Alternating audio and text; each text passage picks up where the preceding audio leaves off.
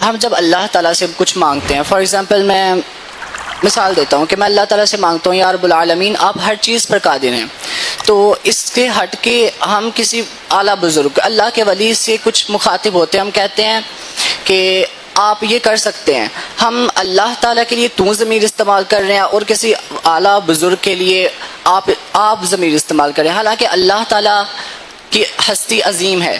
تو اس کے بارے میں کیا ہے؟ وہ بیٹے وہ اللہ کو تو کہنے میں کوئی حرج نہیں ہے، کیونکہ ویسے بھی اللہ تو واحد و یکتا ہے نا. جیسے کہ پیار میں ماں کو بھی تو بولتے ہیں، بڑے بھائی کو بھائی جان، آپ ماں کو تو بولتے ہیں نا، اکثر تو بولتے ہیں ماں کو. تو یہ بھی ہے کہ پیار ایک نات، پھر یہ کہ وہ عرف پر بھی ہوتا ہے. اور انگلش جس کے پیچھے دنیا دوڑی پھر رہی ہے، اس میں آپ کہاں ہیں؟ Who are you? باپ کو بھی بولو گے ہو آر یو، ایک دن کے بچے کو بولو گے ہو آر یو، وہ تو یو ہے وہاں. یو کا مطلب اب تم کرنا ہے تو تم کرو، آپ کرنا ہے تو آپ کرو، تو کرنا ہے تو کرو، یور میٹر ہے یو. تو اس لیے مطلب یہ ضروری نہیں. سرکار صلی اللہ علیہ وسلم کو ہم آپ بولتے ہیں نا. اور التحیاتوں میں السلام علیک ایھا النبی، یہ ہے بس واحد کا، ایک کا لفظی معنی اس کے یہ بھی بنیں گے کہ اے نبی تجھ پر سلام ہو. تو مگر ہم اردو میں بولیں گے تو آپ بولیں گے. الصلاۃ والسلام علیک یا رسول اللہ بولتے ہیں، یا بھی کاف ہے. الصلاۃ والسلام علیکم یا رسول اللہ بولیں گے تو لوگ ہمیں سمجھائیں گے کہ یار تم غلط پڑھ رہے ہو. تو رائج ہوتا ہے. اسی طرح اشعار میں بھی تو بولا جاتا ہے، تو جہاں ضرورت ہوتی ہے سرکار کے لیے بھی لفظ تو بولا جاتا ہے. واہ کیا جود و کرم ہے شہ بطحا تیرا، تو یہاں تحسین کلام.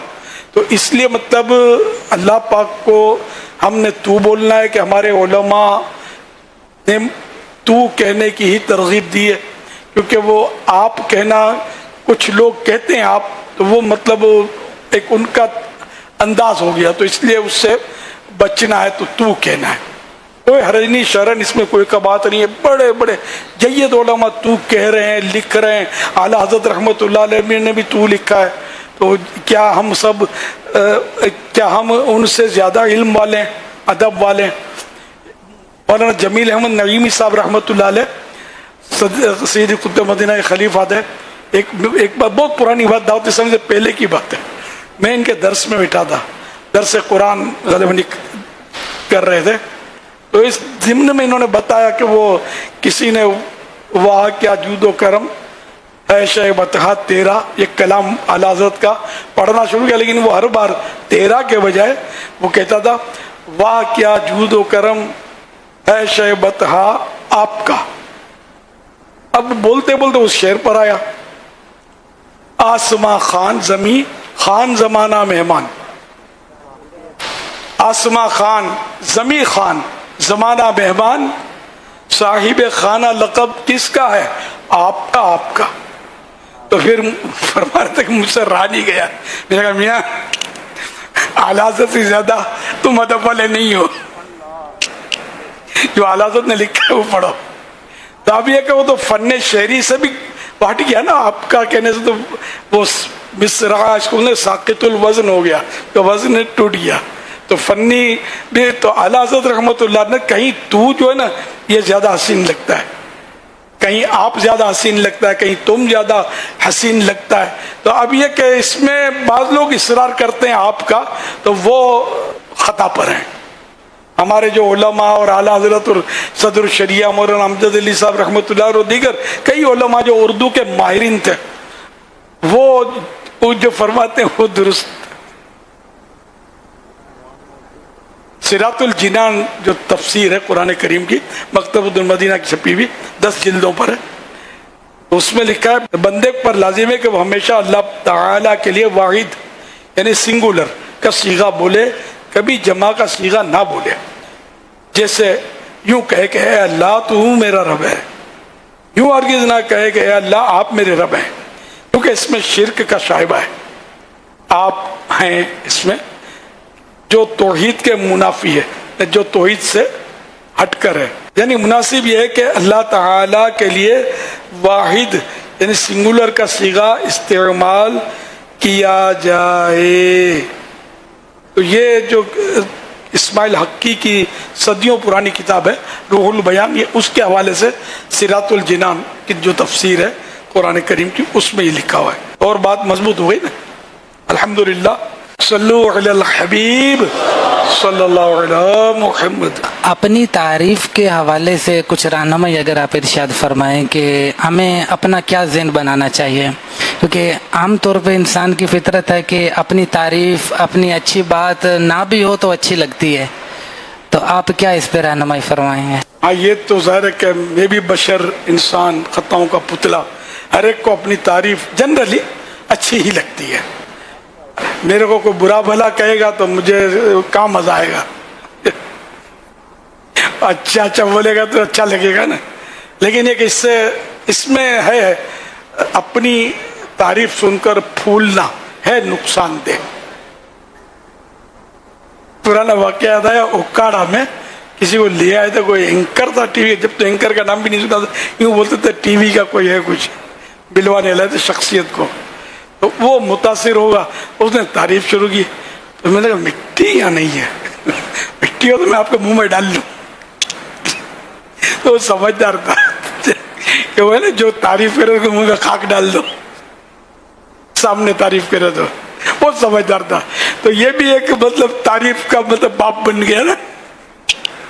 خیر وہ اپنے کہنے سے باز نہ آیا، شاید جو کہنا تھا وہ کہہ گزرا. ایک یوں چٹکلا یاد آ گیا مجھے.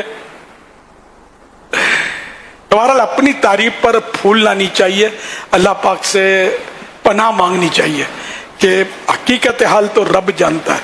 اور منہ پر تعریف کرنا یہ اس صورت میں ہوتا ہے، ویسے تو ممانعت ہے کسی کی منہ پر تعریف کرنا، لیکن یہ کہ جس کے بارے میں اطمینان ہو کہ یہ اپنی اس کے سامنے تعریف کریں گے تو ایک تو تعریف کے جو بھی کلمات الفاظ یہ درست ہوں، 100% درست ہوں، جھوٹ نہ ہو. آج کل جھوٹ بہت بولتے ہیں، آپ کو بڑا دین کا درد ہے، اب یہ دنیا دار سارا دن دنیا جمع کرتے تو آپ کا بڑا دین کا درد ہے، بڑا جذبہ عبادت کا.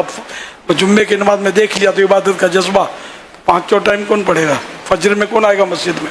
تو یوں مطلب جھوٹی تعریفیں، بڑا سخی ہے، ہوتا کنجوس مکی چوس، تو پیسے نکلوانے کے لیے بڑا سخی آدمی ہے. تو یہ جھوٹی خوشامد یہ حرام ہے. تو جس میں صحیح تعریف کے قابل ہے وہ، اور اس کی خاصیت یہ کہ وہ اگر اس کے ساتھ تعریف کریں گے تو یہ پھول نہیں پڑے گا، تب اس کے سامنے منہ پر اس کی تعریف کی جا سکتی ہے. اب ایسی شخصیت، ایسا فرد لانا کہاں سے اس دور میں؟ تعریف کرتے ہیں تو اچھا ہی لگتا ہے، ظاہر ہے اچھا لگنا وہ ٹھیک ہے اپنے اختیار میں نہیں ہوتا، لیکن بہرحال یہ کہ وہ جو میں نے احیاء العلوم میں جو کچھ پڑھا تھا وہ اس سے یہ سمجھ پایا ہوں. آپ نے بھی پڑھا ہو تو ہے نا اسی طرح. تو اس لیے وہ ڈر لگتا ہے تعریف. میں نے عرض کیا میں جھوٹ، یہ بھی جھوٹ ہو جائے گا کہ مجھے کچھ نہیں ہوتا، تعریف کرتے ہیں تو یہ پھر جھوٹ ہو جائے گا. مجھے ایک بار ایک پارٹی آئی تھی، اربوں پتی آدمی تھا، کوئی ایسی بات پر بات نکلی اور سیکورٹی کی بات، وہ کچھ کہ کوئی تھریڈ قتل کا یا خطرہ اور اس طرح کی باتیں. پھر اس پارٹی نے مجھے کہا آپ تو نہیں ڈرتے ہو نا؟ میں ڈرتا ہوں. سیدھا اس کا بالکل. میں نے کہا میں ڈرتا ہوں. میں ڈرتا نہ ہوتا تو اتنے یہ حارسین گارڈ کی اور کیا ہوتے. اب میرے کو ڈر لگتا ہے. اب میں ہاں کر دوں تو شاید وہ اتنا سمجھدار تھا بدزن ہو کے چلا جاتا. غالباً پیسے جمع کرنا عام آدمی کا کام نہیں ہے، بڑا آدمی تھا. تو وہ شاید کہہ رہی ہے پھر اتنے جمع کیوں رکھے، یہ ڈرتا نہیں ہے. تو خیر لیکن میرے پیش نظر یہ نہیں تھا اس وقت، یہی تھا کہ میں جھوٹ نہیں بولوں. کوشش ہوتی ہے میری میں جھوٹ نہ بولوں، صاف بول دوں. میں نے کہا بھائی میں ڈرتا ہوں. عام طور پہ لوگ بولتے تیرے باپ سے بھی نہیں ڈرتا، بلا تیرے روادار کو، یہ اس طرح کی بازاری باتیں لوگ کر رہے ہوتے ہیں. نہیں ڈرتا. حالانکہ بلی میاؤں کرے تو چونک جائے گا، کتا بھونکے تو بھاگ کھڑا ہوگا، وہ بولتا میں کسی کے باپ سے نہیں ڈرتا. تو اس سے بڑے بولا بھائی نہیں، میں ڈرتا ہوں بھائی، میں ڈرتا ہوں، میں تو بچے سے بھی ڈرتا ہوں. وہ سچی بات کرے. ڈر تو لگتا ہی ہے ظاہر ہے, کس کو ڈر نہیں لگتا؟ اپنے کو اندھیرے میں تو ڈر لگتا ہے, کوئی نہیں ہوتا تو بھی ڈر لگتا ہے, اندھیرے میں گھبراہٹ ہوتی ہے. اب بولتا کسی کے باپ سے نہیں ڈرتا. تو ایسی بڑی باتیں نہیں بولنا چاہیے. ایک بار میں نے کبھی کبھی بتاتا ہوں, واقعہ بہت پرانا ہے, کہ ایک نوجوان تھا, جاندار تھا, تو دیکھا کرتا تھا میں اس کو, تو وہ اسی طرح سب سے پنگا لیتا تھا, یعنی سب سے بگاڑتا تھا اس سے, بلا ہے کسی سے نہیں ڈرتا. ایک بات, کسی بیچارے شریف آدمی تھے, دیکھنے میں تو شریف ہی تھے, وہ پتھارا لگاتے تھے, ان سے اس نے پھٹا کیا, ان سے بھی کچھ ہاتھ واتھ مارا ہوگا اس سے. تو وہ لایا اپنے رواداروں کو, یہ میری آنکھوں دیکھی بات کر رہا ہوں, نے اپنے دوستوں کو یا خاندان والوں کو لے آیا. یقین مانے اس نوجوان کو جو مارا, پھینکا, وہ اس کو جو پٹائی کی ان لوگوں نے, مطلب یقین مانے اس کے بعد وہ نوجوان جو تھا, کبھی میں نے اس کو لڑتے نہیں دیکھا, نہ کسی کو دھمکاتے دیکھا. تو ناک جڑ سے کٹ گئی اس کی. سے کرنا نہیں چاہیے, بولا کہ لاؤ کسی سے نہیں ڈرتا, کسی کے روادار سے نہیں ڈرتا ہوتا نہیں, تو اس سے بولا ہوا ہی نہیں. وقت ہو تو آدمی کر کے دکھا دے, اگر کرنا ہے تو بول کر پھنس گیا تھا کیا. اللہ پاک اس سے بڑے بول سے بچائے. ڈرنا چاہیے, اللہ سے ڈرنا چاہیے, اور ڈرنے کا تو ماں باپ سے بھی ڈرنا چاہیے, اور ہر گناہ سے بھی ڈرنا چاہیے. تو یہ کمزور جو ہے نا اس, ہاں اللہ کی راہ میں جب بات آئے تو حسینی بن کر میدان میں آنا چاہیے, وہ جب ضرورت پڑے تو. لیکن جنرلی مطلب میں اپنی آپس کی بڑی بڑی باتیں نہ کرے. اللہ پاک بڑے بول سے بچائے. اب مجھے نہ گھونسا مارنے آتا ہے, نہ باکسنگ سیکھی ہے, صحیح بات ہے, نہ میں نے کبھی اسکوٹر زندگی میں چلائی ہے, نہ کار چلائی ہے. مطلب میں ویسے ہی ہوں, بس میرے کو بچہ بھی پکڑ لے, پوزیشن ایسی ہے کہ میں اپنے آپ کو چھوڑا نہیں سکتا, اتنا کمزور ہوں. کہ اللہ نے مجھے بیٹے بہت دیے, تو یہ اللہ کا کرم ہے نا. میری کتنی اولاد ہے روحانی, الحمدللہ. پھر ڈر کس بات کا؟ پھر یہ کہ وہ یہ بھی کہنے کی بات ہے, اللہ تعالیٰ کا آسرا سب سے بڑا. یہ بھی بھاگ جائیں گے جان بچا کر مجھے چھوڑ کے اکیلا کہیں, ایسا نہ ہو. تو اللہ بچانے والا ہے, اللہ مدد کرنے والا ہے, اللہ کی رحمت بہت بڑی ہے, اس کا سہارا ہے. صلو علی الحبیب صلی اللہ علی محمد.